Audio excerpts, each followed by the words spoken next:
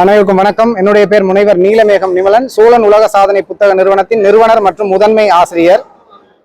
கல்வி கற்று வரும் மாணவர்களின் உடல் மற்றும் மனநலன் நன்மை உணர்ந்து தொடர்ந்து யோகாவினுடைய முக்கியத்துவத்தை அவர்கள் மத்தியில் விழிப்புணர்வு ஏற்படுத்தி மக்கள் மத்தியிலும் இதை கொண்டு செல்ல வேண்டும் என்ற ஒரு உயர்ந்த நோக்கத்தில் கடந்த 6 மாத காலமாக தொடர்ந்து இந்த பள்ளி மாணவர்களுக்கு பயிற்சி அளித்து அவர்களை வைத்து இன்று ஒரு உலக சாதனை முயற்சியானது மேற்கொள்ளப்பட்டது. இந்த உலக சாதனை முயற்சியை ஒருங்கிணைத்து நடத்தி இருக்கிறார் சீ குங் ஃபு ஃபெடரேஷன் நிறுவனர் பாலமுரளி கிருஷ்ணன் அவர்கள் மற்றும் தமது பள்ளி மாணவர்கள் அனைவரையுமே இந்த உலக சாதனை நிகழ்வுக்கு பயிற்சி அளித்து பங்கு கொள்ள வைத்திருக்கிறார்கள்.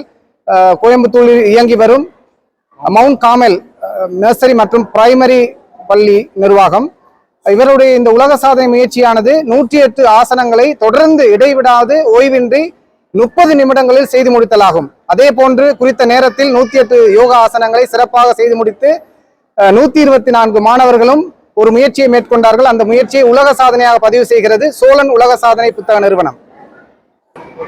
வயது பார்த்தீங்கன்னா 5 வயதிலிருந்து 15 வயதை கொண்ட மாணவ மாணவிகள் இந்த யோகாசன உலக சாதனை முயற்சியில் பங்கு கொண்டார்கள்.